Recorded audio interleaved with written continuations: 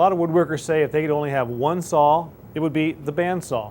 And the reason is it does so many jobs. It can rip, it can cross-cut, but what it really excels at is cutting curves and also in resawing. The bandsaw gets its name from the blade that's used on it. There's a continuous loop blade that goes around a wheel at the top and a wheel down below. Then as those wheels spin, the blade goes downward through the table, and that's where, of course, where your cut is made. To help guide the blade, there are guides above and below the table. This particular saw has bearings on either side of the blade to help prevent it from flexing side to side. On some saws you'll see little cube-type blocks instead of bearings to help guide the blade in this direction.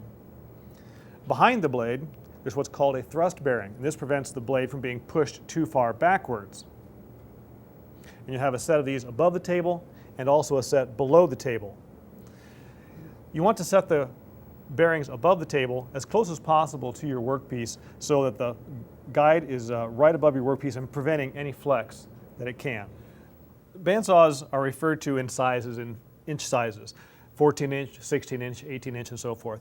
That refers to the distance between the blade and the column here. In other words, the widest piece you can get between the blade and the column.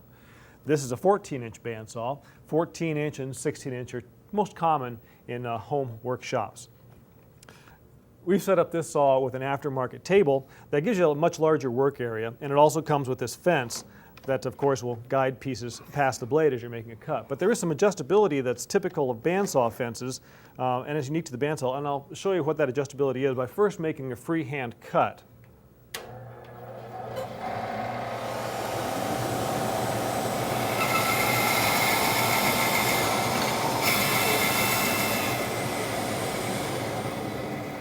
I'm going to stop right here because what's happening is the piece is not going truly through on the straight line.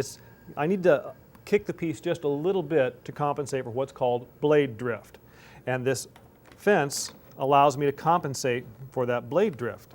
As I bring it over, if I hold this piece steady, you can see that there's a gap that gets larger and larger.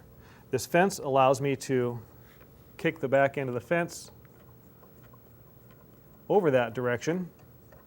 Instead of following the line, you can simply follow the fence. With a bandsaw, you can take the fence off entirely and make freehand cuts.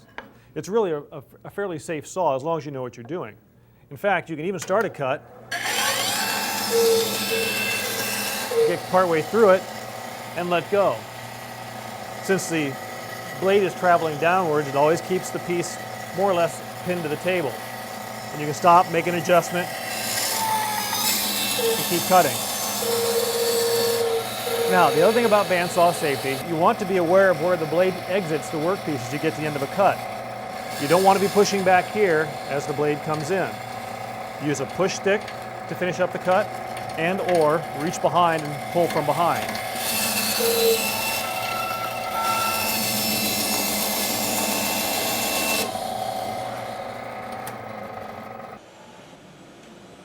As I said, one of the specialties of a bandsaw is the ability to cut curves.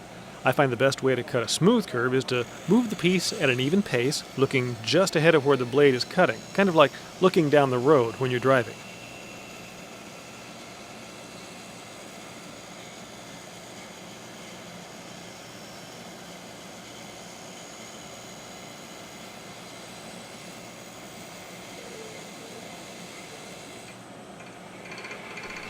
Another bandsaw specialty is resawing, that is, cutting a thick board into thinner stock. With the narrow curve of a bandsaw blade, it's an efficient way to make thin stock without turning a good portion of the board into sawdust. You want a wide blade for this job. And speaking of blade widths, the most common blade widths used on a 14-inch bandsaw are 1/8, 1/4, 1/2, and 3/4 of an inch. Narrow blades cut tighter curves, wider blades make truer cuts in thick stock. Proper blade tension is key to getting good results. Turning a knob on top of the saw adjusts the tension. You must set it to match the size of the blade that's mounted on the saw. Wider blades get more tension.